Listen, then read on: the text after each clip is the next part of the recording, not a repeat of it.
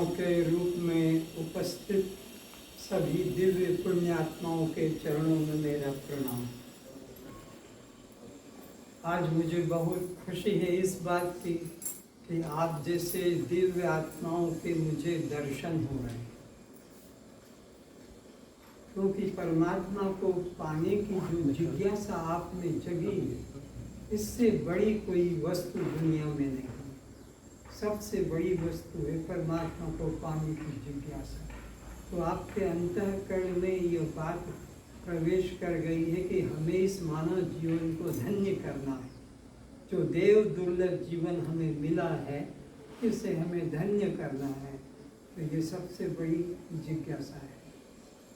मनुष्य जीवन मिलना ही तो दुर्लभ है। 84 लाख योनियों के कष्ट भोगने के बाद कब हुक करी करुणा नर देवी, बड़े भाग्य मानुष अनुपावन। बहुत बहुत पुण्यशाली आत्मा हैं जो कि इस सत्य को पाने की जिज्ञासा करते हैं।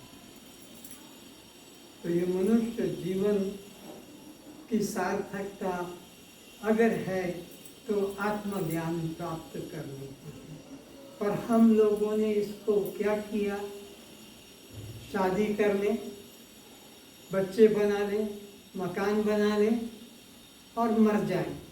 और क्या कर रहे हैं? हमारे बाप दादा भी यही करते करते मर गए और हम भी उन्हीं का अनुकरण कर रहे हैं। पर मनुष्य जीवन इसलिए नहीं। बच्चे तो हर जन्म में पैदा किए। कौन सी ऐसी योनि है जिसमें कि स्त्री पुरुषों का, मेल फीमेल का संबंध नहीं होता है? कुत्ते बनकर तुम नहीं तृप्त हो पाए, सुअर बनकर तृप्त नहीं हो पाए, देवता बनकर भी तृप्त नहीं हो पाए। देवता स्वर्ग का जो है राजा कहो, वो भी यहाँ आ गया और वो अहिल्या गौतम की पत्नी, उसके संग में वे विचार करके और चला गया। तो ये तो पशु पक्षी कीट पतंग सब में ये काम हो रहा है। मनुष्य जीवन में ये 4 काम नहीं। ये 4 काम तो पशु पक्षी में। नोट करें, आहार, निद्रा, भय, मैथुन। जितना कहें उतना ही नोट करें, ज़्यादा नहीं तो उसी में लग जाएंगे। तो ये 4 काम तो हर योनि में होते गए।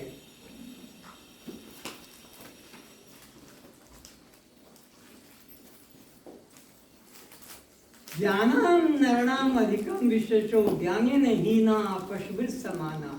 शास्त्र कहता है अगर आत्मज्ञान नहीं है, दुनिया की सब कलाएं जानते हैं, दुनिया की सब विद्याएं जानते हैं, बहुत बहुत डिग्रियां लेकर भी बैठे हुए हैं, पर वो डिग्रियां किस काम की? बस पेट भरने की, अपने संसार के अंदर नाम कमाने की।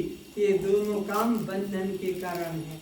इसलिए ज्ञानम नरणाम अधिकम विशेषो, ज्ञान प्राप्त करना ही मनुष्य जीवन का है। और अगर आत्मज्ञान प्राप्त नहीं किया तो वो पशु के समान है। क्यों पशु के समान है? क्योंकि पशुओं में 4 जीवन है। पशुओं में केवल 4 कर्म है। कौन कौन से? जल्दी बोलो। आहार, निद्रा, भय और मैथुन। ये 4 काम सबके अंदर है। तो ये ज्ञान नहीं, ये तो पेट भरने का ज्ञान है। ज्ञानाम नरणाम अधिकम विशेषो ज्ञानेन हीना पशुभिः समाना। आत्मज्ञान से रहित मनुष्य पशु के बराबर है। किसके बराबर है? और पशु के क्या काम है? 4 काम, आहार, निद्रा, भय और मैथुन। पशु आहार करते हैं या नहीं? मनुष्य आहार करते हैं कि नहीं? बराबर। पशु निद्रा करते हैं कि नहीं? और मनुष्य भी निद्रा करते हैं, बराबर। पशु भयभीत है कि नहीं? मनुष्य भी भयभीत है कि नहीं? बराबर।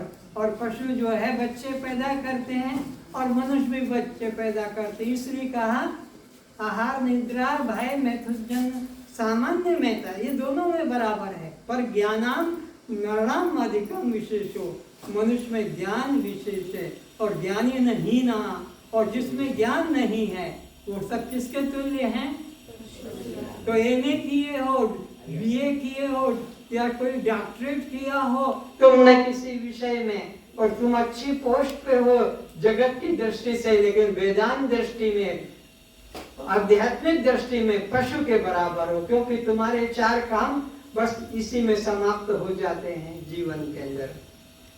तो ये मनुष्य जीवन में आत्मज्ञान को पाने की जो जिज्ञासा जगी है, ये बहुत महत्वपूर्ण है।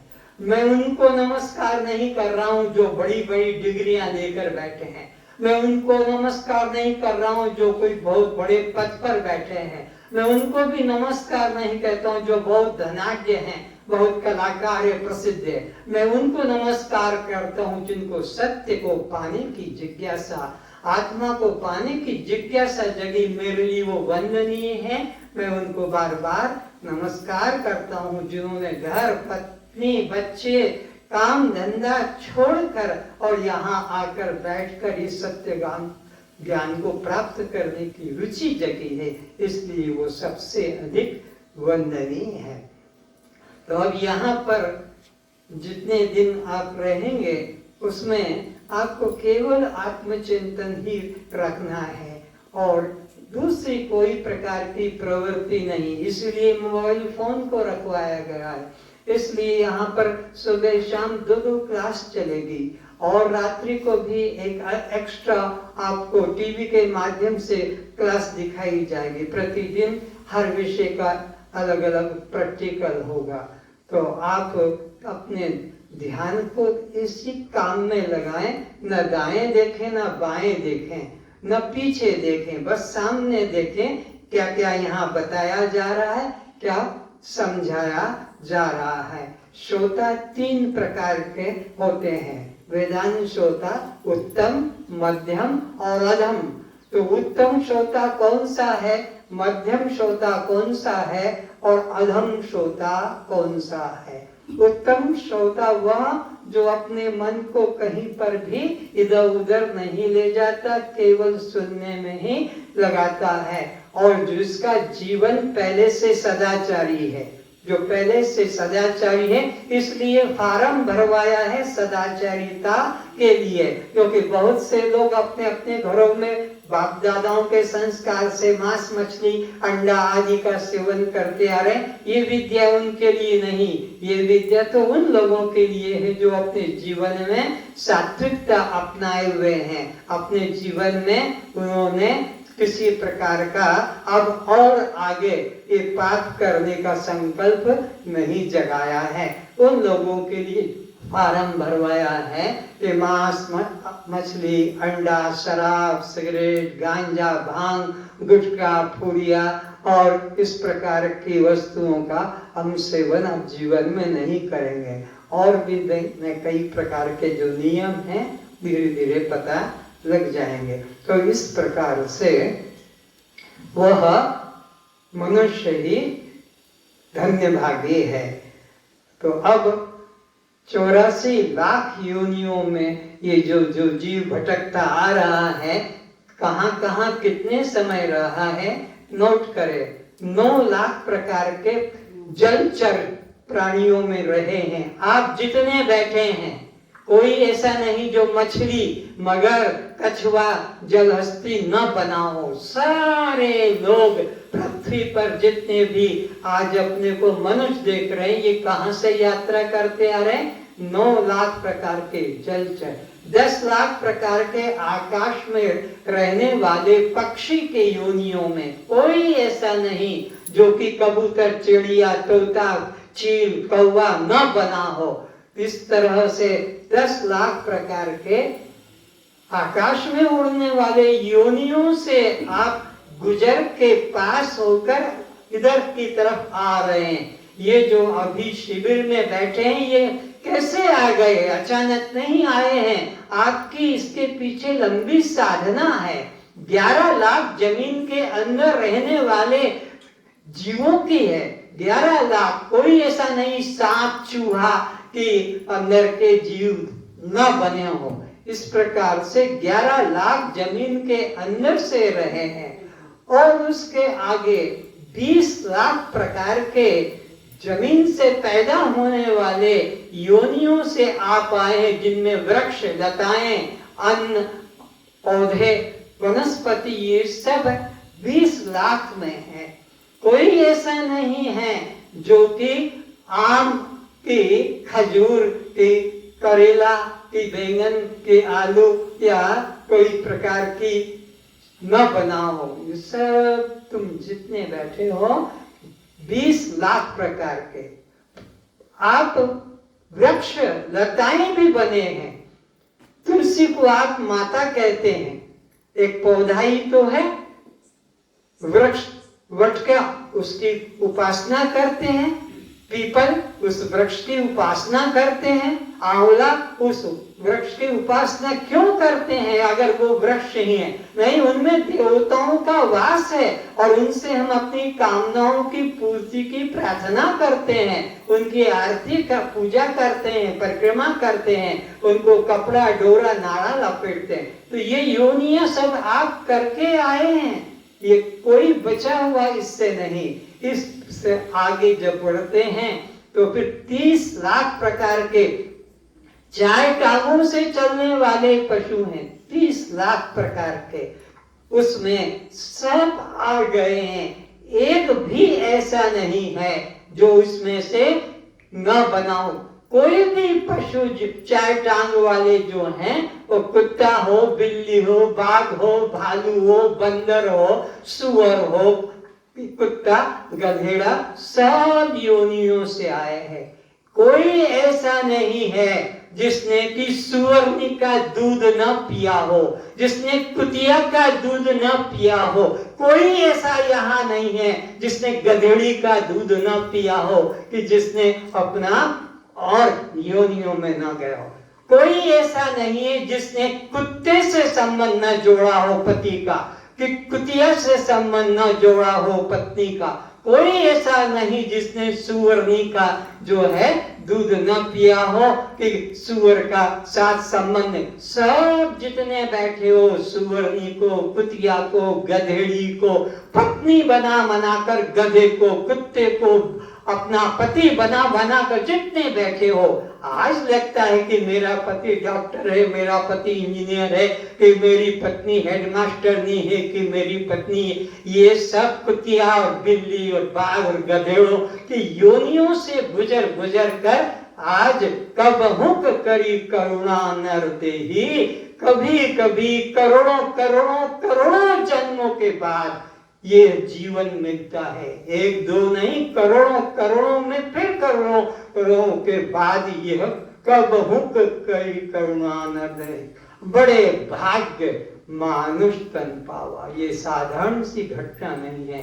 कितनी लंबी कठिन यात्रा करते करते, कितना कष्ट भोगते भोगते, चोर बनकर कितने कितने सजाएं पाई, पक्षी बनकर कैसे कैसे कष्ट पाए, कि पशु बनकर कितने कितने कष्ट उठाए। ये सब के बाद आते हैं तो 4 टांग से चलने वाले पशु बनकर। तुम अपने आंखों से देखो, कुत्ता तुम्हारे द्वार पर आता है डंडा खाकर और चला जाता है। तुम्हारे द्वार पर गाय आती है, उसको भी तुम डंडा मार के भगा देते हो। ये गाय, ये कुत्ता, ये बिल्ली, ये सब बाघ आदि योनियों में से तुम गुजरे हो। गायों के दूध निकालने के लिए मशीनें हो गई, स्तनों में लगाते थे, मशीनें खींचती है। कितनी व्याकुलता होती है उनको। बच्चा दूध पीता है, जरा जोर से चबा दे तो माँ उसको हटा देती है। तुमने इंजेक्शन लगा लगा कर गायों के दूध को निकाला, कितना उनको कष्ट होता है इसकी चिंता नहीं। इंजेक्शन के द्वारा गर्भाधान कराया जाता है, प्राकृतिक उनको गर्भाधान का मौका ही नहीं मिलता है। इस प्रकार पशुओं को गरम गरम पानी में उबाल कर गायों का चमड़ा लिया जाता है, दिखाया जाएगा यहाँ सब प्रैक्टिकल को। जिंदा गायों को गरम पानी में उबाल कर, जिंदा सुअर को गरम पानी उबाल कर, गरम पानी में उबाला क्यों जाता है? मुलायम चमड़े के लिए, और उनके रोएं बाल तुम तो जाते हो ब्यूटी पार्लर में अपने बाल खिंचवाने, तुम वो पुराने जमाने की आदत है, तो इसीलिए वो बाल नचवा के यहाँ के बाल, यहाँ के बाल, यहाँ के बाल, ये सब उखड़ा के रुपया देकर आते हो। गर्म पानी में उबाल दिया जाता है गाय को कि बिल्ली को, तो वो सारा बाल अपने आप निकल जाता है और मुलायम चमड़ा। मरे पशु के चमड़े का रूखापन होता है, सूखा होता, मुलायम नहीं होता। तो मुलायम चमड़े के लिए उन जिंदाओं को उबाल दिया जाता। तो ये सारा कष्ट तुमने भोगा है कब? जब तुम उस योनि में थे। इसी प्रकार दूध निकाल कर तो तुम्हारे मालिक सो जाते थे, गाय प्यासी की प्यासी बनी और रात को मर जाती थी, बोल भी नहीं पाती है। एक दुष्ट मेरे को प्यास लगी है कि मुझे थोड़ा तो कुछ खाने को दे दे, याद आ गई तो दे दिया, नहीं तो अपना खा पी के सो जाते हैं। बलद को देखो कैसा उसको गर्दन के ऊपर बोझा रखा जाता है, मारा जाता है, घाव हो जाता है, पीछे से रक्त भी निकलता है, बोल नहीं पाता है। इस तरह से ये कष्ट तुमने भोगे हैं, आज उनके जीवन में देख रहे हो, पर ये तुम भोगते भोगते आए हो जब तुम ये योनियों में थे। इसी तरह 4 लाख प्रकार के मनुष्य योनियों हैं जिसके अंदर से तुम होते होते आए हो। तो ये तुम्हारे 84 लाख योनियां हो गई। 9 लाख जल के, 10 लाख आकाश के, 11 लाख जमीन के अंदर रहने वाले और 20 लाख जमीन से निकलने वाले, 30 लाख पशु 4 टांग वाले और 2 टांग वाले मनुष्य। इस तरह से आकर 4,84,000 जोनि भ्रमत। क्या कह रहे हैं तुलसीदास जी रामायण में? जोनि भ्रमत। कौन सी जोनियां? ये जो अभी बताइए, आकर 4,84,000 जोनि भ्रमत। यह जो इधर बैठा है मैं करके, जोनि भ्रमत यह जीव अविनाशी। अविनाशी है ये जीवात्मा, जन्म नहीं हुआ है। जिसको तुम जन्म कहते हो वो तो तुम्हारे पहनने का कपड़ा है। ये शरीर एक वस्त्र है जो कि आपको मिला है, और आप इस वस्त्र को बदलते बदलते बदलते 84 लाख योनियों का कष्ट भोगते चले आ रहे हैं। तो अब ये जीवन मिला है साधन धाम मोक्ष का द्वारा, केवल मुक्ति का द्वार है, इसलिए भोगों का द्वार नहीं है। पर तुमने तो भोगों का द्वार बना लिया। बच्चे को पढ़ा दे, दिखा दे, नौकरी लगवा दे, शादी कर दे, वो बच्चा बना लेगा, पैदा कर ले, बस तुमने संसार यहीं पर समाप्त कर दिया है।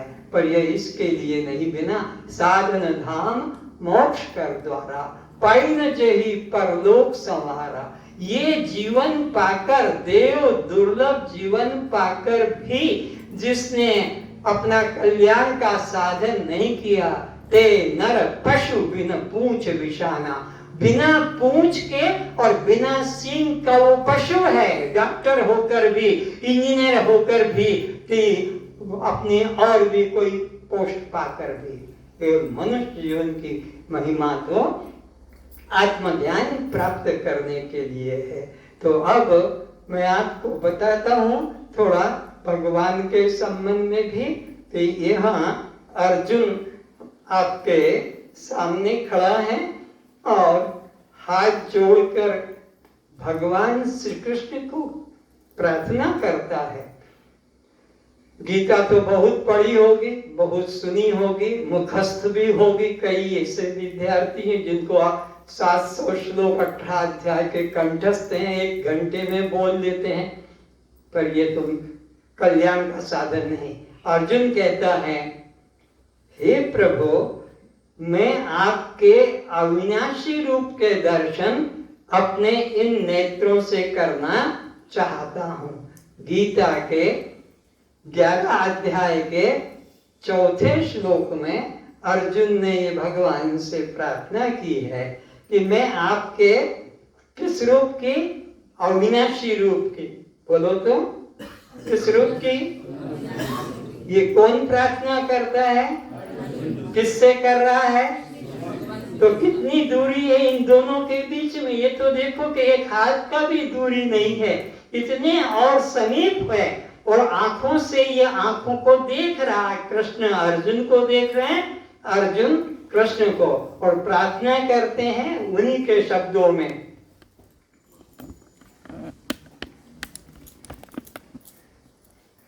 हे प्रभु, यदि मेरे द्वारा आपका वह रूप देखा जाना शक्य है, ऐसा आप मानते हैं, तो हे योगेश्वर, उस अविनाशी स्वरूप का मुझे दर्शन दीजिए। किस स्वरूप का? तो ये जो खड़े हैं ये क्या है? फिर विचारो इसके ऊपर। ये कभी नहीं विचारा।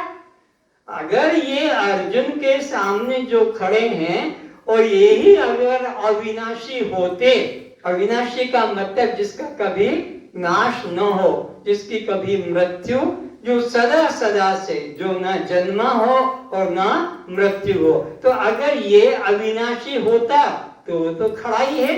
बीच में कोई दीवार, पर्दा तो था नहीं कि पर्दा हटाओ तो हम देखेंगे। तो सोचो फिर ये कौन सा रूप हुआ?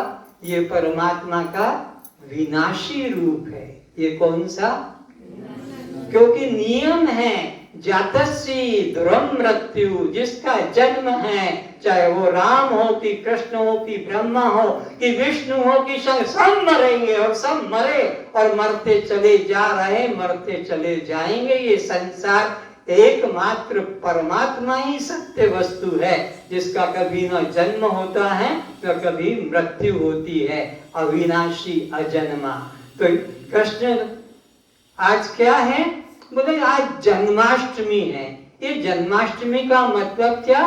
कि आज के दिन भगवान कृष्ण ने जन्म लिया। तो जन्म लिया तो कृष्ण ही कहता है गीता के 2 अध्याय के 37 श्लोक में कि जातस्य ध्रुवं मृत्यु, उसकी तो फिर मृत्यु हो ही जाती है। भगवान का खुद का बनाया हुआ नियम है।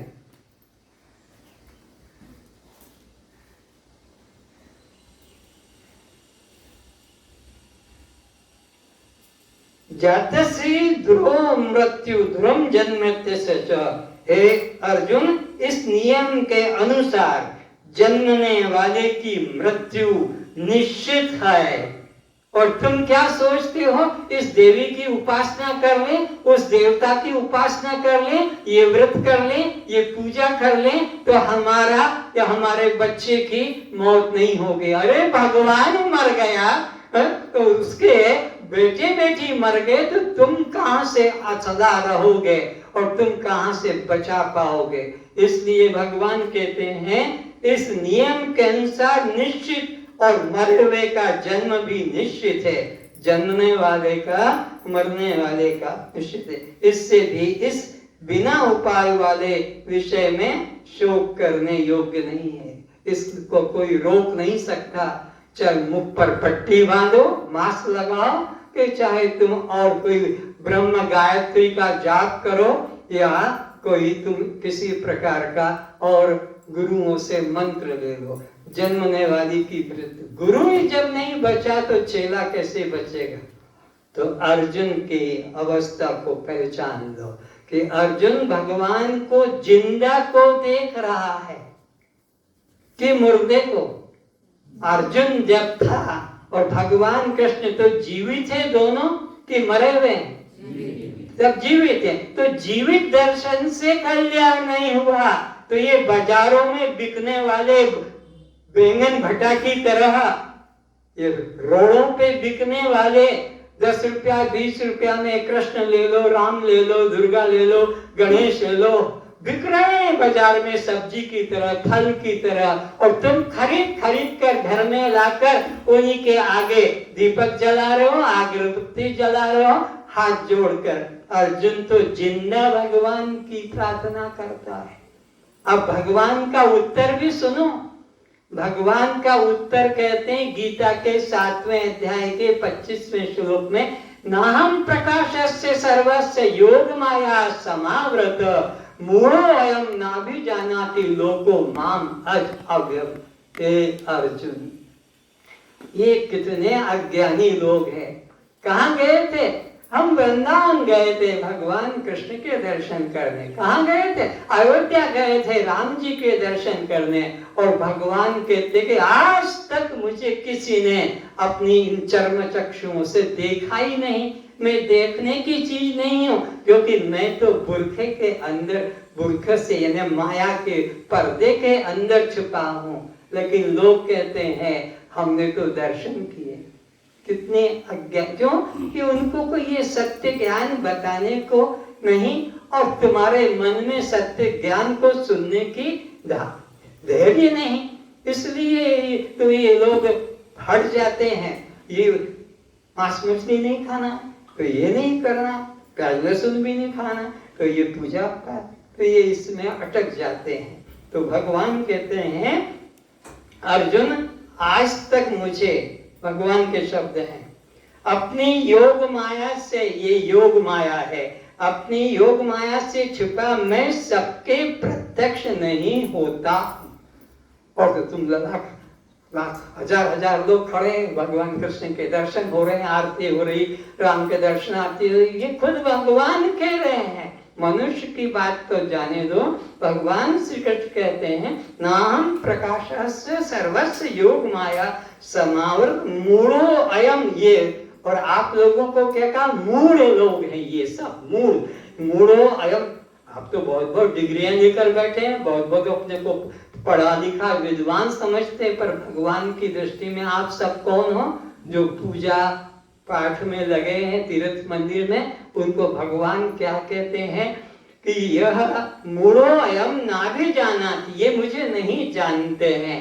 लोको माम अज अव्ययम, यह मुझे अजन्मा और अविनाशी नहीं जानते, बल्कि क्या मानते? जन्मने और मरने वाले का। मरने वाले का बोलने में तो डर लगता है भगवान को, लेकिन जन्मने की तो, आज तो जन्माष्टमी है, आज तो रामनवमी है, आज तो ये रात है, ये तो कहते तो जिसका जन्म मनाओगे उसके नियम से मृत्यु भी निश्चित है। तो अब विचार कर लो कि भगवान का ये जो रूप है ये मायावी रूप है, ये सत्य रूप नहीं। सत्य रूप तो अंदर छुपा हुआ है, ऊपर से बुर्खा डाला है। जैसे वो महिला, चाहे वो मुसलमान जाति में हो कि और ईसाई जाति में, एक ऊपर से बुर्खा डाल लेती है, आंखों में उसके एक जाली होती है जहां से वो मार्केटिंग रास्ता देखती है, वो सबको देखती है। वो जाली इसीलिए लगाई है, बाकी पूरा शरीर ढका हुआ, तो जाली में से सबको देखती है, वो सबको देखती है, पर उसको कोई नहीं देखता। लाखों लाखों करोड़ों की भीड़ में वो सबको देखती है, पर उसे कोई नहीं देखता, क्योंकि बुर्खा पड़ा हुआ है। वो तुम नहीं जान पाओगे कि ये स्त्री है कि पुरुष है, बुर्खा पड़ा है। तुम नहीं जान पाओगे कि जवान है कि बूढ़ी है, क्योंकि बुर्खा लगा है। तुम यह नहीं देख पाओगे कि हिजड़ा है कि हिजड़ी है, क्योंकि बुर्खा पड़ा हुआ है। तो बुर्खे के अंदर परमात्मा छुपा हुआ, इसलिए वो सबको दिखाई नहीं पड़ता। पर मूढ़ लोग, चलो बद्रीनाथ चलते हैं, चलो वहाँ केदार चलते हैं, चलो वहाँ देखेंगे, अमरनाथ में देखेंगे, या कोई कैलाश जा रहा है, कितने कितने हजार हजार रुपए ट्रेन से, हेलीकॉप्टर से, बस से, कार से जाकर पैसा बर्बाद करके और बीमार होकर या डूब मरकर आते हैं। इस प्रकार का यह अज्ञानता चला हुआ है। क्यों भाई, प्रैक्टिकल का वो ट्रेन कहाँ चली गई? मैं जाऊं निकालने?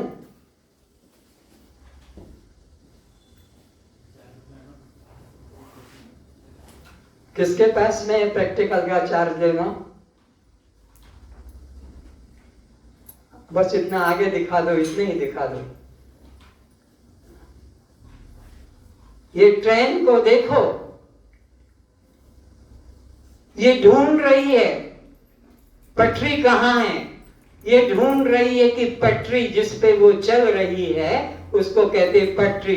तो ये ट्रेन किसको ढूंढ रही है, पटरी को, और ये सारा राउंड ले लेगी पर इसको पटरी नहीं मिली, मुझे पटरी सारा चक्र भी कर लेगी। तो ये चल किस पे रही है, बोलो, और पटरी को ढूंढ रही है। तुम्हारी यही दुर्दशा है बुद्धि की कि चल रहे हो परमात्मा की शक्ति से, चल रहे हो परमात्मा के द्वारा, और तुम परमात्मा को ढूंढ रहे हो कि कौन से धाम में मिलेगी, बद्रीनाथ, केदारनाथ, रामेश्वर, जगन्नाथ, अयोध्या, वृंदावन, कैलाश, अमरनाथ, कहाँ जाए, मक्का, मदीना, जेरूसलम, सारे पृथ्वी का तुम चक्कर लगा रहे हो परमात्मा को ढूंढने।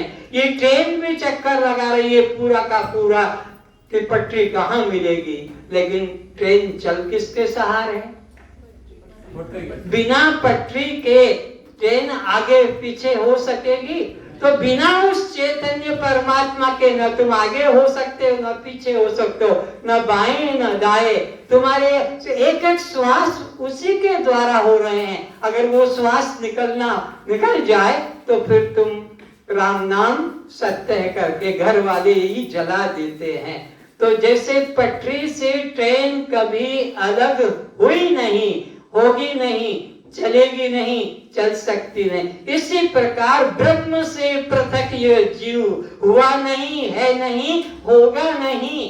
पटरी से ट्रेन अलग हुई नहीं, होगी नहीं, पटरी पर है। ऐसे ही ब्रह्म से जीव जिसे तुम खोजने इस शिविर में आए हो, जिसे खोजने, पर वो शिविर में तुमको लाया कौन है, वही पटरी, वही ब्रह्म चैतन्य। उस ब्रह्म चैतन्य की सहायता से ही तुमने संसार की भी जो भी योग्यता प्राप्त की और उसी से तुम यहाँ पर आए हो। तो तुम ब्रह्म से कभी दूर थे नहीं, हो सकेंगे नहीं। कोई कर्म शुभ या अशुभ तुम्हें परमात्मा से न दूर कर सकेगा, न परमात्मा के पास ला सकेगा। परमात्मा के साथ संयोग विरोध की बात ही मत करना कि मैं तो बहुत पापी हूँ, मैं तो अधम हूँ। इस तरह मानना भी परमात्मा को अपमानित करना है। इस तरह से मानना परमात्मा को अपमानित करना। हम परमात्मा से कभी दूर थे नहीं, दूर होंगे नहीं, हम परमात्मा ही रूप में है। तो जैसे ये ट्रेन तुम्हारे सामने एक एक कदम, चाहे छोटा से छोटा स्टेशन हो कि कोई बड़ा से बड़ा स्टेशन हो, किसके ऊपर दौड़ रही है, इसकी गति किसके ऊपर है, बोलो। और ये पटरी को ढूंढ रही है कि कहाँ मिलेगी, कहाँ मिलेगी। तो ये इसकी अज्ञानता का लक्षण है। ऐसे ही तुम भी कभी उज्जैन जाते हो, कभी तो काशी जाते हो, तो कभी वृंदावन, कभी अयोध्या। बिल्कुल इसी की तरह तुम्हारी दुर्दशा है। बंद कर दो।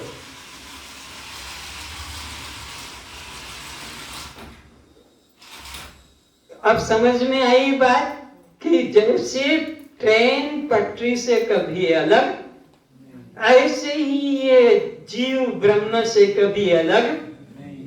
ट्रेन के लिए पटरी आधार है, ट्रेन के लिए पटरी आधार है जिसके सहाय। तो ऐसे ही जीव के लिए ब्रह्म आधार है, उससे हम कोई अलग थे नहीं और हो सकते नहीं।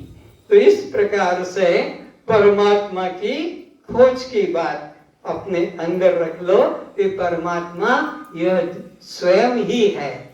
इसको रामायण में भगवान राम ने कहा, ईश्वर अंश जीव अविनाशी। ये जीव जो बैठे हैं ये किसके अंश हैं? ईश्वर के अंश हैं। तो अंश और अंशी में दूरी, घड़ा मिट्टी का, किसका अंश है? मिट्टी का। तुम्हारी चूड़ी, चेन, अंगूठी किसका अंश है? सोने का। तो सोने से अलंकार कभी अलग नहीं, लोहे से मशीनें अलग नहीं, लकड़ी से फर्नीचर अलग नहीं, इसी प्रकार मिट्टी से घड़ा सुराही दीपक ये भी अलग नहीं। तो ईश्वर अंश जीव अविनाशी, तुम्हारा तो स्वभाव ही अविनाशी है, पर तुम्हें क्या लगता है नहीं तो मर जाएंगे, ये लगा लो नहीं तो मर जाएंगे, तुमको डराया जा रहा है और तुम इसी झूठी मान्यताओं में एक पट्टी बांध बांध कर बैठे हो। क्या हुआ? पहले कहा था कि घंटी बजाना, पहले कहा, फिर नहीं तो दीपक जलाना, फिर नहीं हुआ तो ये पट्टी बांधना, फिर नहीं हुआ तो फिर कुछ और रास्ता। लेकिन वो जो जन्मा है वो तो मरेगा, मरेगा, उसे कोई बचा नहीं सकता। अगर बचाया होता तो ये खिलौने मुझे लाकर क्यों रखना पड़ते? वो सीधे ही खड़ा हो जाता आकर, खुद ही निरंजन को भी बोलना नहीं पड़ता, खुद कृष्ण ही अपना बोलने लग जाता है। लेकिन वो खुद नहीं रहा तो और कैसे रह सकेंगे?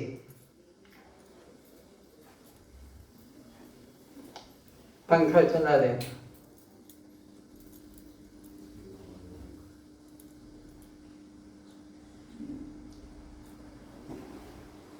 ये रुमाल क्यों हिल रहा है?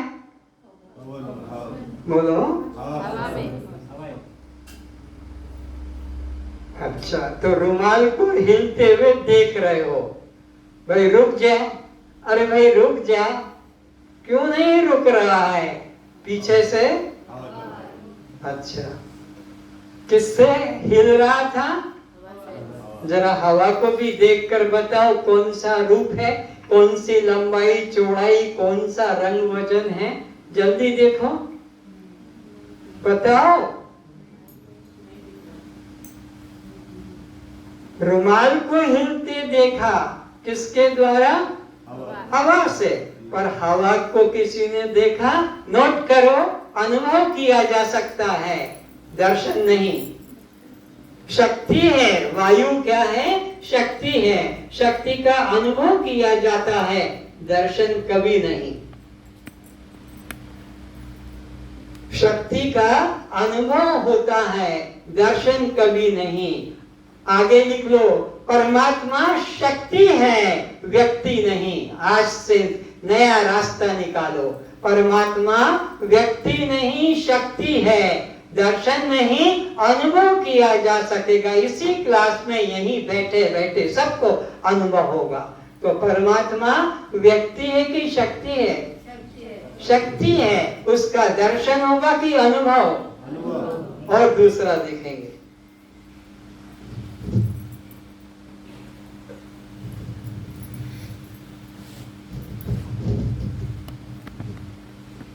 अभी यहाँ दो पत्थर है मेरे पास में, इन दो पत्थरों को मिलाने की बात मैं करूंगा। तो आप में से कोई जो हिम्मत वाला है विद्यार्थी जरा के खड़ा हो जाए। पहले तो क्या करेगा? सबको ऐसे नमस्कार कर लेगा, ऐसे ऐसे नमस्कार करेगा।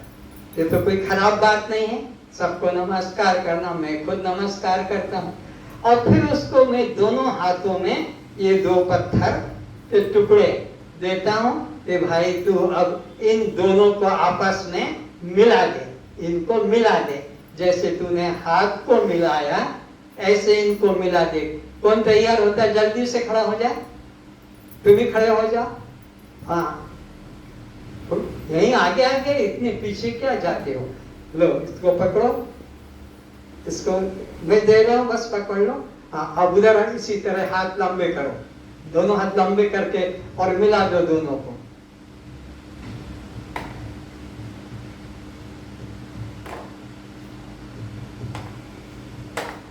नहीं होगा, रख दो, रख दो। हाँ,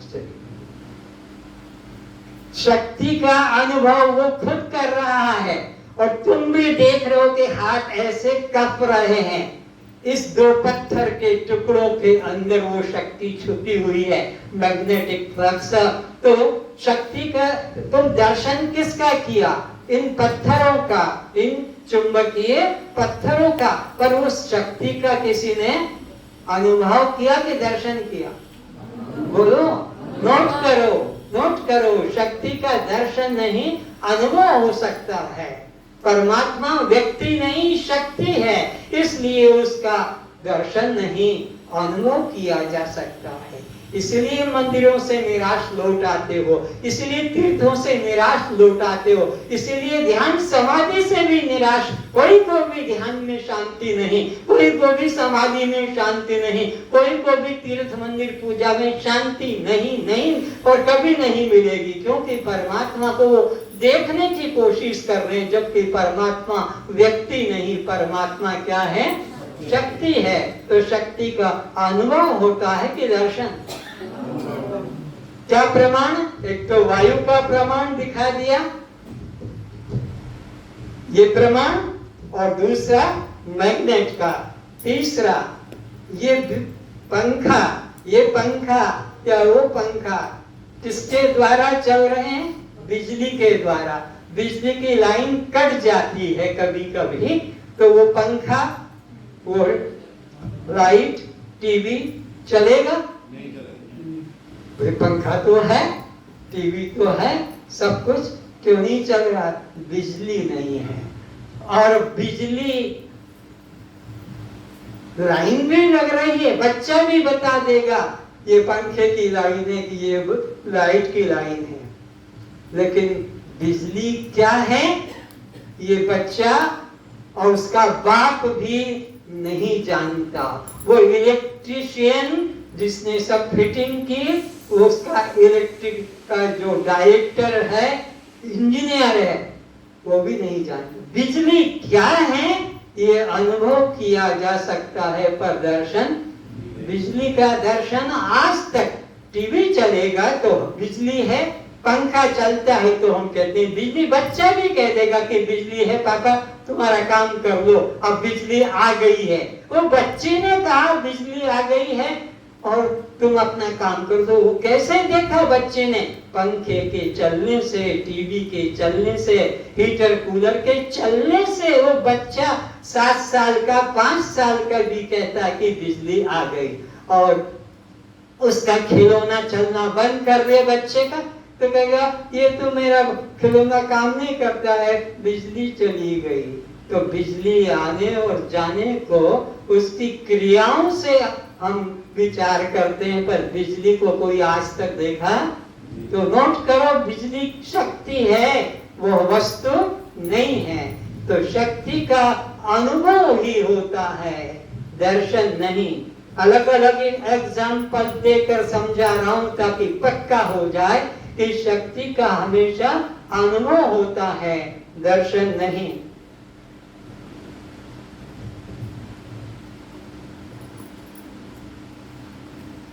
इधर देखें,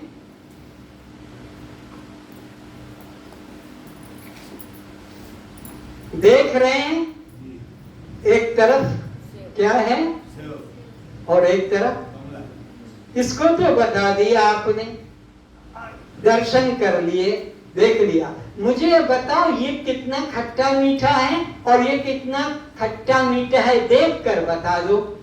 तो क्या कहोगे?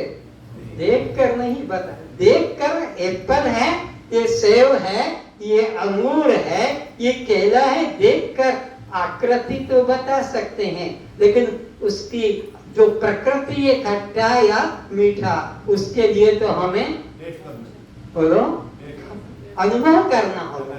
उसको क्या करना होगा? अनुभव। खाकर अनुभव करेंगे कि देखकर? खाकर अनुभव करेंगे, खाकर अनुभव करेंगे। ये अंगूर देख रहे हैं, सबको दिखाई पड़ रहा है, लेकिन बता दो कि कितना खट्टा और कितना मीठा है, तो कहोगे ये कैसे बताएंगे? कैसे बताओगे? वही जब हम इसको मुख में रखेंगे तो पता लगेगा। अच्छा जी, तो लो मैं एक एक मुख में डाल देता हूँ, एक एक सबके मुख में, ये डाला, ये डाला, ये डाला, ये डाला, सबके मुख में। लेकिन अभी उसको पिच मत करना, मुख में तो डाल दिया है, लेकिन अभी उसको प्रेशर मत देना। अब बताओ, अब तो मुख में आ गया ना? अरे मुख में अंगूर रख लिया कि नहीं? अभी मैंने कल्पना कर लो कि हमारे मुख में एक एक अंगूर आ गया, कल्पना कर लो, कोई मुश्किल तो नहीं। अब उसको दबाना मत, पिच मत करना और बताओ खट्टा कितना है कि मीठा कितना। क्यों नहीं बता सकते हो? क्योंकि अनुभव का रस अनुभव की चीज है, वो देखने की नहीं। जब जिह्वा से उसका रस का संबंध जुड़ जाएगा तो बताएंगे कि भाई खट्टापन लग रहा है। समझ में आ गई ना बात कि नहीं आ रही है? और इसी प्रकार मिर्च लंका जिसे कहते हैं, देखकर हरी मिर्च को तुम मिर्च बता दोगे लाल भी, पर कितनी तीखी है वो तो हाँ वो जिह्वा से वो रस का संबंध जुड़ा तो पता लगा खट्टा और मीठा। तो शक्ति का अनुभव होता है दर्शन, तो वस्तु का स्वाद जो है उसकी वो शक्ति है, वस्तु का स्वाद उसकी वो शक्ति है। खट्टा मीठा पीता कड़वा ये सब षट रस ये में अलग है। अब और एक प्रैक्टिकल समझे, ये केला सबको पता है, देख रहे हैं।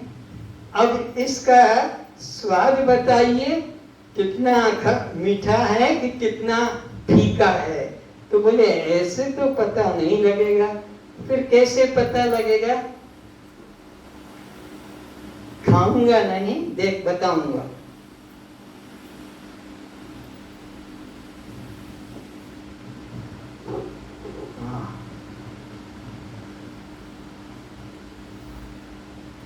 नोट करो, परमात्मा ने संसार में दो ही तत्व बनाए हैं, एक सार और एक असार।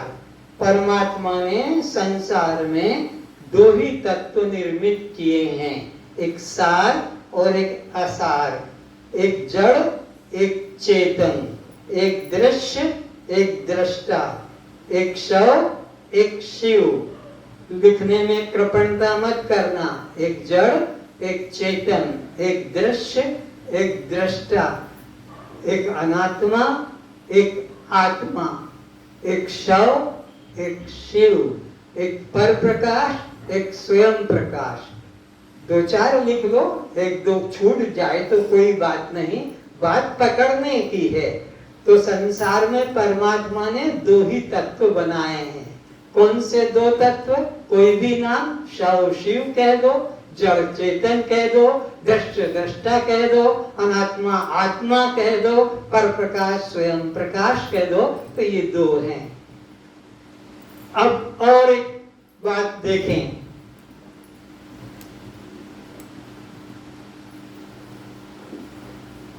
कोई भी अन्न है, धान चना मटर,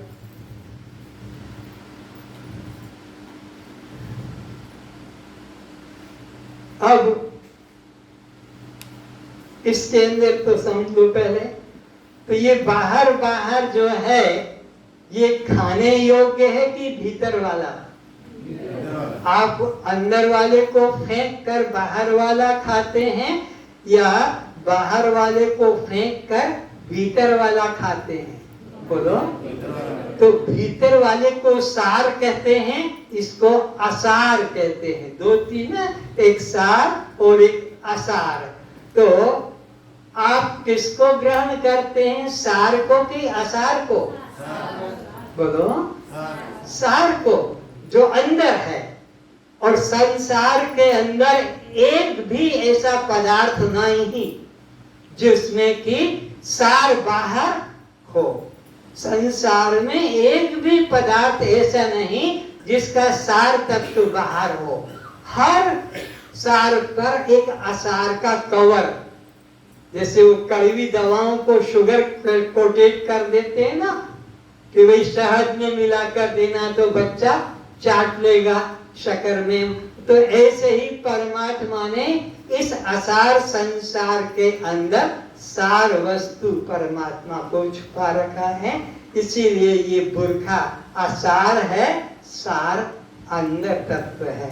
तो हम लोग किसको ग्रहण करते हैं, सार को कि असार को?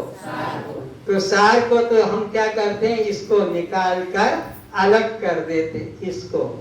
ऐसे ही धान के ऊपर, चावल के ऊपर धान का क्या है, छिलका है, तो उसे कूट कूट कर हम अलग कर देते हैं।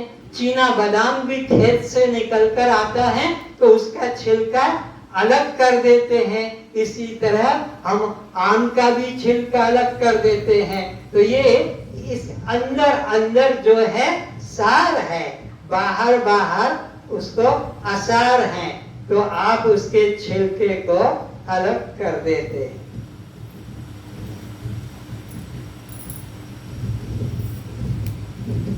ये अंदर अंदर जो निकलता है यह सार है। बाहर बाहर वाले को हम क्या करते हैं, आग में थोड़ा भून कर, थोड़ा कूट कर चना बादाम को, वो सार को लेते हैं। इसी प्रकार ये चना, इसके ऊपर भी एक छिलका है। जब दाल बनाते हैं चने की तो इसको पानी में भिगाकर अंदर वाले को सुखाकर और अलग बनाते हैं। तो इस पे भी असार बाहर है, इस पे भी असार बाहर है। ये सब पर ये आ गया सार और ये हो गई असार। चना ऊपर से छिलके वाला है और ये दाल में कोई छिलका अलग कर दिया गया है। तो इस प्रकार संसार में दो ही तत्व हैं, एक सार और एक असार। तो आप किसको ग्रहण करते हैं दो में से, सार को कि असार को? सार को ग्रहण करते हैं, असार का त्याग कर देते हैं। तो परमात्मा सार है कि असार है? बोलो। तो वो फिर बाहर होगा कि भीतर होगा? वो तो फिर भीतर होगा। सार वस्तु तो अंदर होती है, बाहर बाहर तो असार। तो परमात्मा असार नहीं, परमात्मा तो सार। और वो सार तुम्हारे अंदर समाया हुआ है। ये बाहर बाहर तो ये चमड़ा, ये असार है। ये चमड़ा, हाड़, मांस, मल मूत्र का भांडा है। भांडा है ना जिसमें वो रखा हुआ है। जैसे आप भात रख देते हैं, जैसे आप हलवा रख देते हैं जिस बर्तन में, बर्तन बाहर सार वस्तु है। ये तुम्हारा हमारा शरीर तो हाड़, मांस, मल, मूत्र, लार, पसीना, कफ, ब्रज, वीरिका, सबसे पृथ्वी पर अगर कोई गंदी वस्तु होगी तो तुम्हारा हमारा शरीर है। सारे पृथ्वी पर सबसे अधिक अगर गंदी वस्तु, अपवित्र वस्तु होगी तो तुम्हारा हमारा शरीर ही है। पर इसके अंदर जो छुपा है वो तो साक्षात परमात्मा ईश्वरा सर्वभूतानां हृदय से अर्जुन तिष्ठति।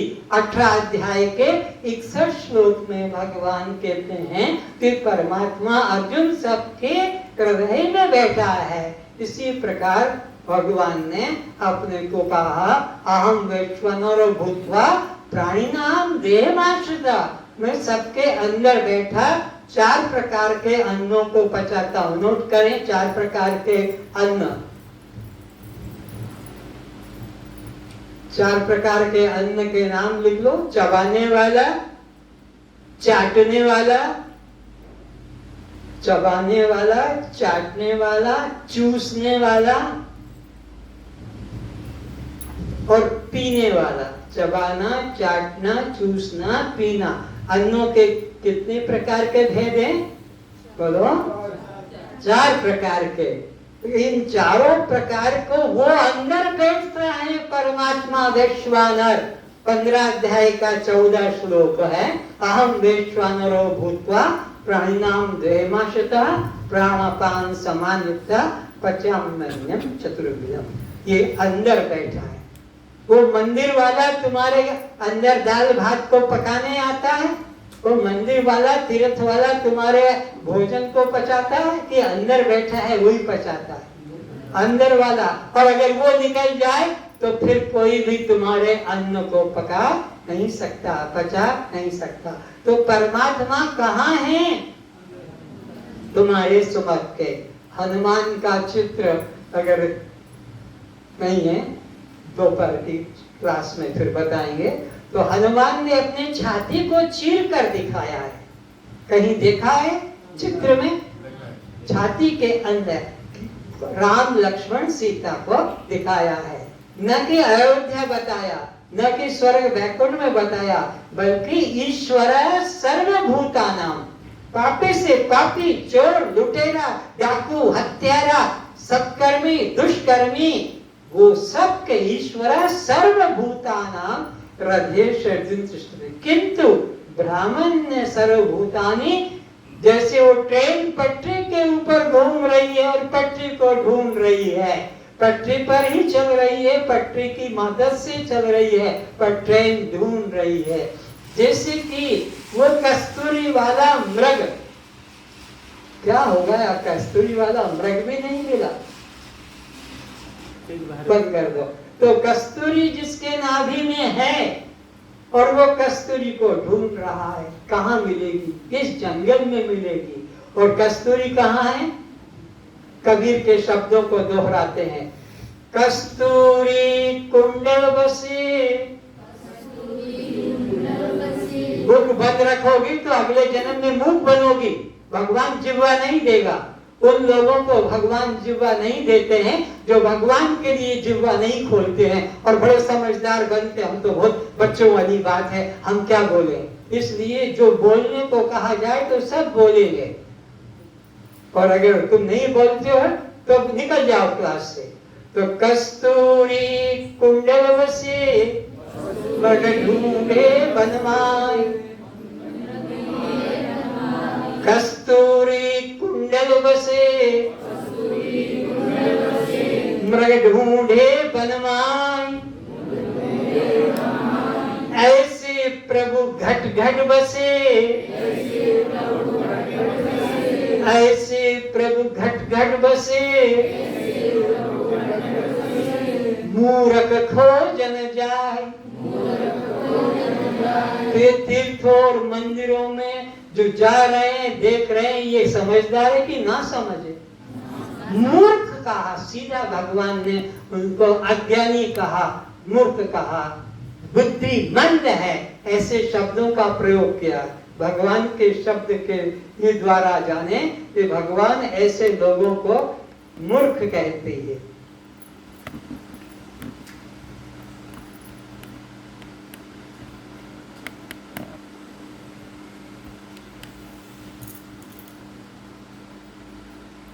अपनी योग माया से छिपा हुआ में सबके प्रत्यक्ष नहीं होता, इसलिए ये अज्ञानी जन समुदाय आप लोगों को कहा है, इसलिए यह अज्ञानी जन समुदाय मुझ जन्म रहित अविनाशी परमेश्वर को नहीं जानते, अर्थात मुझको जन्मने मरने वाला मानते हैं। यह अज्ञानी लोगों के लिए कहा है।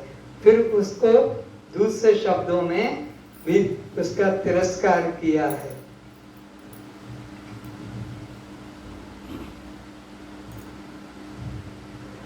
यद्यपि श्रद्धा से युक्त जो सकाम भक्त दूसरे देवताओं की पूजते हैं, वे मुझको ही पूजते हैं, किंतु, अब किंतु लगा दिया, क्या कहा? उनका वह पूजना अविधि पूर्वक अर्थात अज्ञानता पूर्वक है, अर्थात मूर्खता पूर्वक उनका पूजना। भगवान खुद कहते हैं कि वे अज्ञानी लोग किसी भी अन्य देवी देवताओं की पूजा करते हैं, वो मेरी ही पूजा है, पर वो वास्तविक पूजा नहीं, वो मूर्खता अज्ञानता की अविधि पूर्वक पूजा है।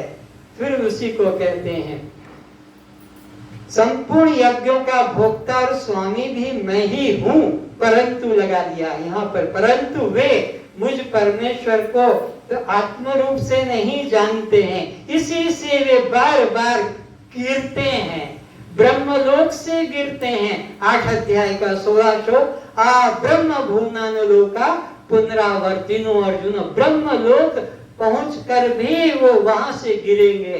अरे ये दान पुण्य पूजा पाठ करने वाले पुण्यात्मा ये स्वर्ग में जाकर भी गिरेंगे।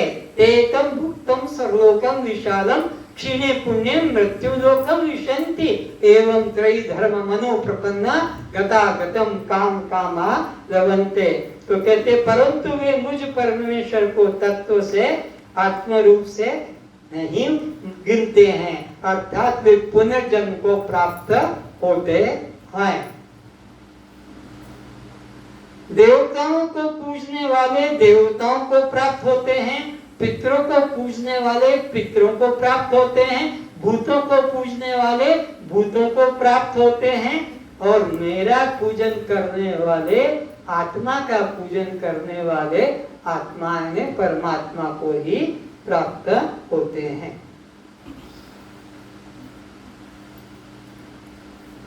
फिर वो भगवान खाते हैं, ये भी सुन लो। जो कोई भक्त मेरे लिए प्रेम से पत्र भगवान का भोजन, पुष्प भगवान का भोजन, फल जल जो भी प्रेम से मुझे अर्पण करता है, वह पत्र पुष्प आदि अन्न जल फल मैं सगुण रूप से साकार रूप से उनके सामने खड़ा होकर प्रेम से खाता हूँ। ये भगवान का तुमने कभी विचार नहीं किया कि मंदिरों में तो जीवन हो गया, फल रखते हैं, भोग की सामग्री रखते हैं, पर हम ही उठा कर ले आते हैं, वो तो खाता नहीं कि अपने हाथ से देता भी नहीं। कभी दिया कि लो अब इसमें से तुम ले जाओ। तो वो कौन है परमात्मा जो सघन रूप से खाता है, वो भी तुम यही अनुभव कर सकोगे। तो अब परमात्मा को ये पक्का कर लो कि वो व्यक्ति नहीं, वो कौन है? तो आज से अपना निश्चय बदल लो, क्योंकि हमारे ये पिता माता दादा दादी तो यही करते करते गए, और उनको क्या मिला? और तुम भी तो इतने वर्षों से देख रहे हो, अभी तुम्हारे घर में जो कर रहे हैं उन्हें क्या मिला या तुम्हें क्या मिलेगा? तो परमात्मा व्यक्ति नहीं शक्ति है, और उसका मैं रूप में ही अनुभव होता है। नोट करो, परमात्मा व्यक्ति नहीं शक्ति है, और उसका इस देह में बिना साधन के मैं रूप में अनुभव किया जाता है।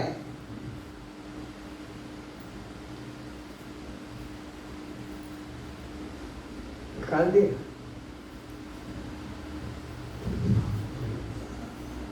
अब एक और प्रैक्टिकल देखेंगे। जो मक्खियां पुष्पों से चुन चुन कर एक जगह रख देती है, उसको कहते हैं मधुमक्खी। मधुमक्खी क्या करती है? मधु बनाती है, शहद हनी पुष्पों से निकाल निकाल कर। मधुमक्खी एक मक्खी होती है जो रेशम निकालती है, रेशम का कीड़ा कहते हैं। एक मक्खी मधु बनाती है तो मधु का कीड़ा कहते हैं। और एक यहाँ जो मधुमक्खी है वो बच्चे बनाती है, तो ये बच्चे बनाने का कीड़ा है, बच्चे बस बनाता है।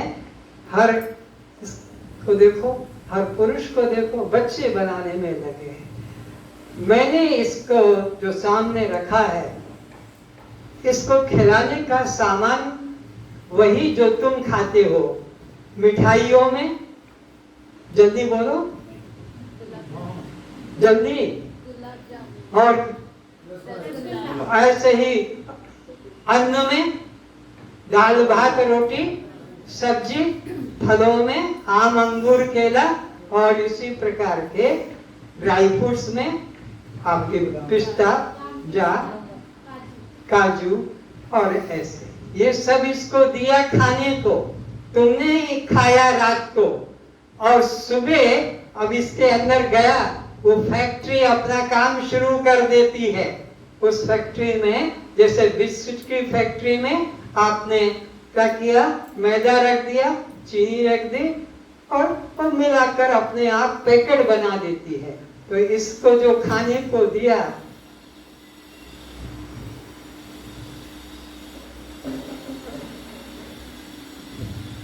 ये तुम्हारे पेट की मशीन है।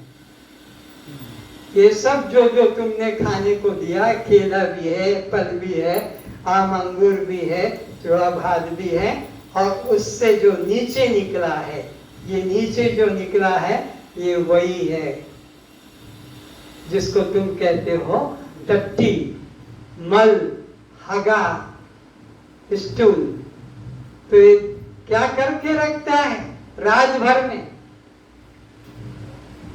इसको अच्छे से अच्छा खाना दिया तो रात भर में 24 घंटे में इसने क्या बना के निकाल दिया प्रोडक्शन? बोलो। टट्टी का कीड़ा है, ये टट्टी ही बनाना जानता है और कुछ अंदर इसके बनता नहीं है। सोच लो, ये तुम सब लोग रात को जो खाते हो तो सुबह जब तक नहीं निकलता है तुमको चैन नहीं पड़ता है कि भाई लेट्रिन कहाँ है, लेट्रिन कहाँ है। क्यों? रात को खाया रहने दो अंदर, नहीं उसको और नहीं, अब और दूसरा भरेंगे और नहीं निकलेगा तो फिर कहते गंदौचे हो वो कहाँ से निकला? वो गंदी कहाँ से निकली? किसमें से निकली? तुम्हारे दाल भात रोटी सब्जी गुलाब जामुन पेड़ा खीर उनको ही सड़ाया अंदर और फिर उससे मल निकला। तो ये देख लो, ये मानव जीवन टट्टी का कीड़ा है। अगर आत्म ज्ञान नहीं प्राप्त करता है तो जैसे वो मधुमक्खी मधु बनाती है, वो रेशम का कीड़ा रेशम बनाता है, या जैसे मुर्गी अंडा बनाती है, तो ये टट्टी का कीड़ा कह दो, या बच्चों का कीड़ा ये बच्चे बनाता है। कल्याण कब होगा? आत्मज्ञान प्राप्त करने से। तो अब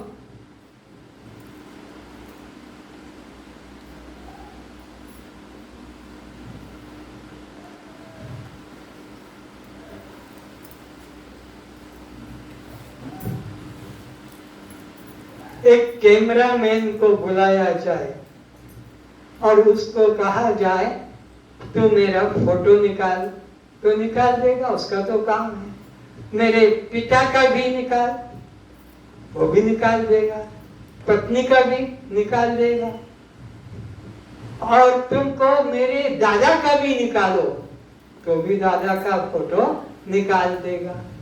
वो जो सामने आएंगे कैमरा के वो निकालेगा। फिर तुमने कहा मेरा निकाल दिया, मेरे पिता का निकाल दिया, मेरे दादा का भी, और दादा के दादा का भी निकाल, और अब वो निकालेगा? अगर है तो निकाल देगा, सामने है तो निकाल देगा। तो फोटो किनका निकाला जा सकता है, किनकी निगेटिव बनाई जा सकती है? जो जीवित व्यक्ति हैं उनकी फोटो की निगेटिव बनाई जाती है।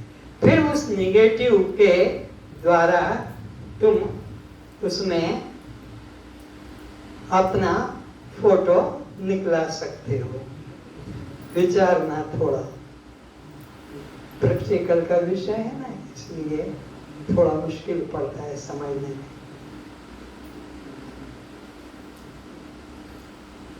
हो जाएगा।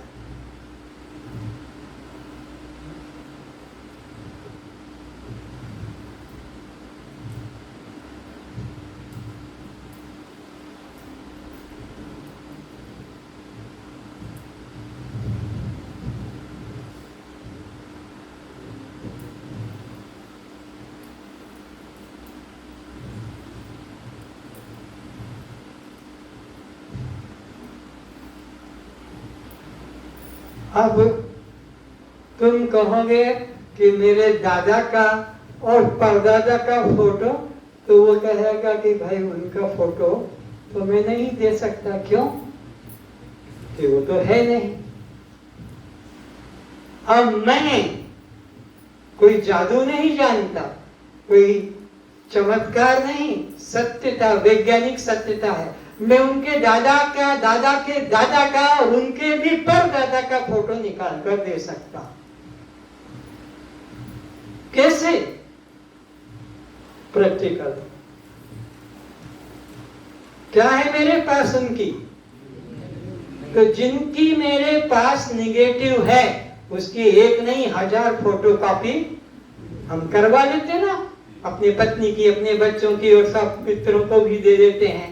तो जिनके पास निगेटिव होगी वो बिल्कुल बाल, चमड़ा, दाल सब वैसा, कुछ भी फर्क नहीं होगा। ठीक है कि नहीं? अब मैं पूछता हूं, कौन है पृथ्वी पर जो राम की निगेटिव ला कर दे दे, कृष्ण की निगेटिव ला कर दे दे? और जब निगेटिव नहीं तो ये मंदिरों में जो खड़े हैं, बाजारों में जो बिक रहे हैं, ये फिर क्या है? ये चित्रकारों के मन की कल्पना है, मूर्तिकारों के मन की कल्पना। ये भगवान एक भी नहीं है। कोई भी व्यक्ति मंदिर वाला, तीर्थ वाला, कोई भगवान का उपासक नहीं है। ये तो वो जो पत्थर को छेनी हथौड़ी से मार मार कर रूप दे दिया जाता है और कह देते हैं कि ये तो भगवान का रूप है, हम मान लेते हैं और पूजा कर देते हैं। इसी भुवनेश्वर में देखो, पूरी रोड के ऊपर 2-3 दुकानें हैं जहाँ मूर्तियां बिक्री होती है। तो बड़ी बड़ी मूर्तियों को अंदर शोरूम में नहीं रखते हैं, बाहर ही रख देते हैं। तो बाहर रख देते तो सड़कों पे तो मोटर बस चलती है, तो उसकी धूल मिट्टी भी उसी मूर्तियों पे छा जाती है। तो जब दुकान खोलता है सुबह नौकर, तो बड़ी लंबी झाड़ू लेकर उन मूर्तियों के झाड़ उतार निकालता है। मिट्टी तो छाई हुई है। और तुमने नहीं देखा, कुत्ता आकर सुबह सुबह टांग ऊंची करके अभिषेक कर देता है। तुम तो बाद में जाओगे अभिषेक करने, जल चढ़ाने। कुत्ता सुबह के 3 टांग से अपना खड़ा होकर एक ऊंची कर, ये प्रैक्टिकल की बात है। तो ये कहाँ है परमात्मा? तुम्हारे पे कोई सिगरेट का धुआं भी डाले तो तुम उसको थप्पड़ मार दोगे, अल्लाह मेरे मुंह के ऊपर तू सिगरेट का धुआं डाल रहा है। कोई थूकेगा तो थूकने दोगे? थूकने दो? हाँ, गर्दन हिला रही तो क्योंकि सो रही है। अगर जाग रही होती तो उत्तर सही आना था। हमारे मुख पर कोई थूके तो हम उससे लड़ाई लड़ेंगे। भगवान के ऊपर वो टांग ऊंची करके मुति कर रहा है और तुम उसको देख रहे हो। तो ये विचार करो कि ये परमात्मा व्यक्ति नहीं, परमात्मा क्या है? शक्ति है।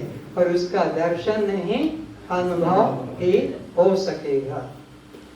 तो अब जितनी मूर्तियां तुम्हारे घरों में है, ये सब एक भी परमात्मा की मूर्ति, क्योंकि वो तो व्यक्ति नहीं है।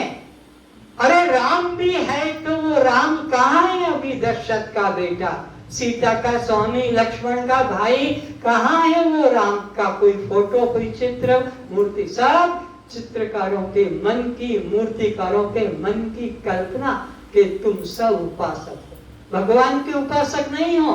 तुम किसके उपासक हो? चित्रकारों के मन की कल्पना, मूर्तिकारों के मन की धारणा के अनुरूप बना लिया, तुमने उसे भगवान मान लिया। तो विचार करना है कि अब ये मानव जीवन मिला है तो हमें परमात्मा को प्राप्त करने के लिए मिला है। तो नोट करें, बंधन को तोड़ने वाला ही मुक्ति को प्राप्त कर सकता है।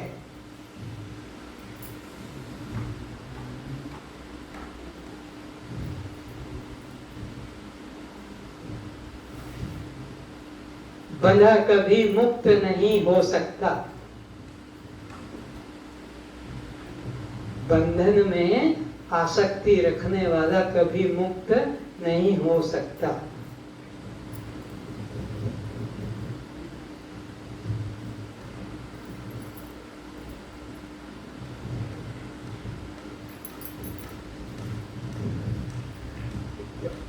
अगर आप लोगों ने, सुनो ध्यान से, अगर आप लोगों ने आत्मज्ञान प्राप्त नहीं किया होता तो आप किसके डब्बे कहलाते?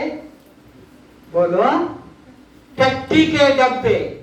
अगर आत्मज्ञान प्राप्त न किया होता और सब कुछ किया लेकिन आत्मज्ञान नहीं प्राप्त किया तो हम सब किसके डब्बे कहलाते? टट्टी के डब्बे और कुछ भी नहीं। टट्टी ही तो बनाते रहते हैं बस टट्टी। जैसे वो मधुमक्खी मधु बनाती है, जैसे कि वह अपना जो अंडे बनाती है मुर्गी, और इसी प्रकार का वह जो मधु बनाता है मधुमक्खी। तो ये सब आप मनुष्य जीवन में टट्टी के कीड़े की उपाधि से मुक्त होने जा रहे, नहीं तो सब ज्ञानेन हीना पशुभिर समाना, पशु की श्रेणी के अंदर ही आपको रखा गया था। तो ये संसार का बंधन कैसा है, जरा इसे ध्यान से सुनना। श्रद्धा जी आप सुनाइए कि ये संसार का बंधन कैसे लगा हुआ, जल्दी से।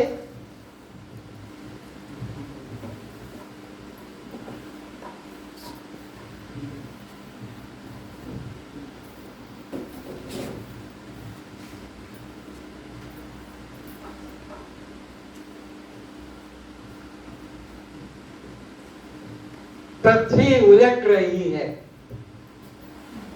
सुनना ध्यान से।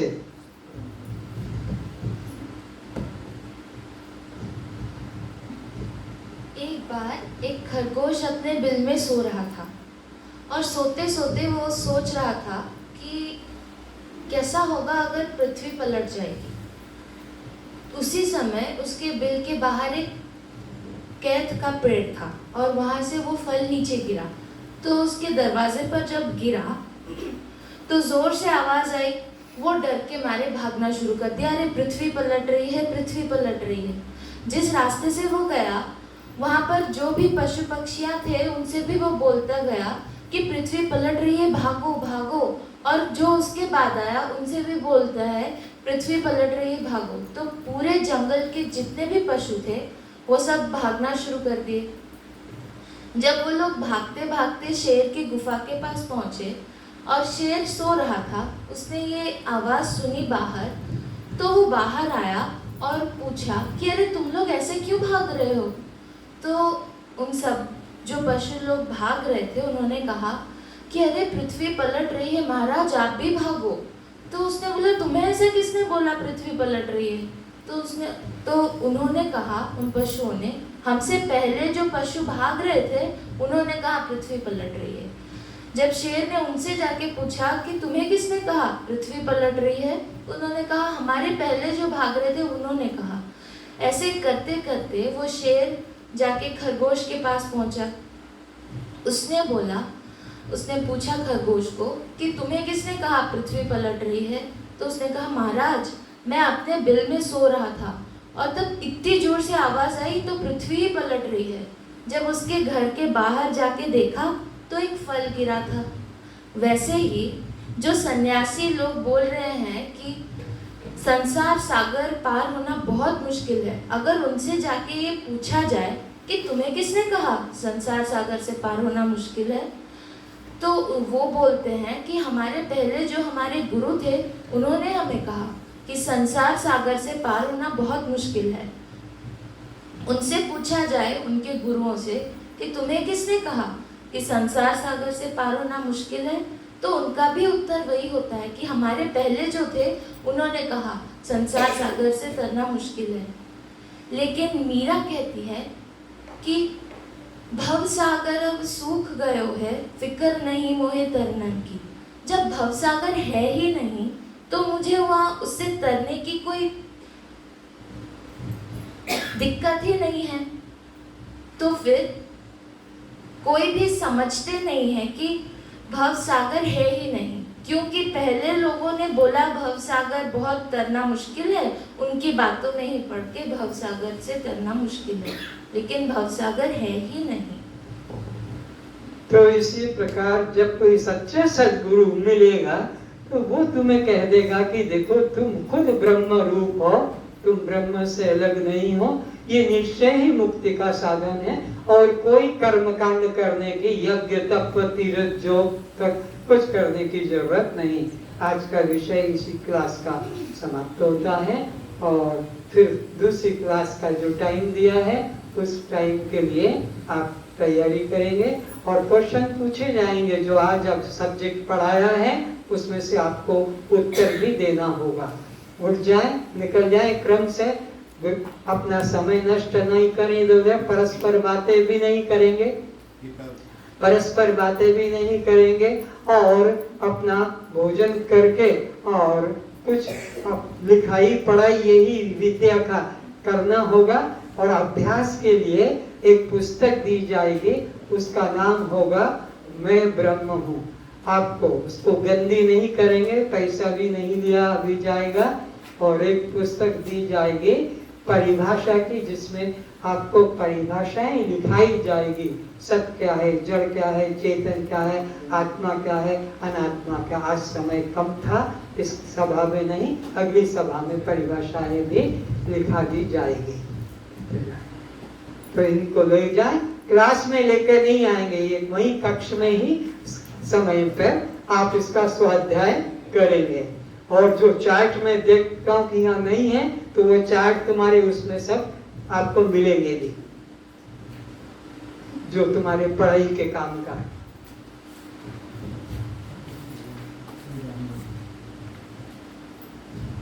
उठते चले जाएं, जो मिल गया देरी मत करें, निकलते चले जाएं जिनको मिला है।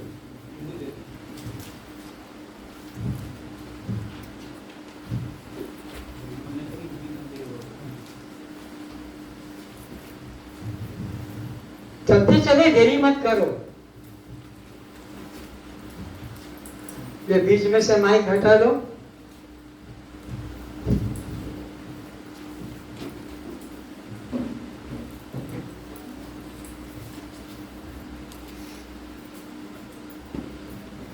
खड़े होते जाओ ना, कितनी देर लगेगी, बस उठते चलो।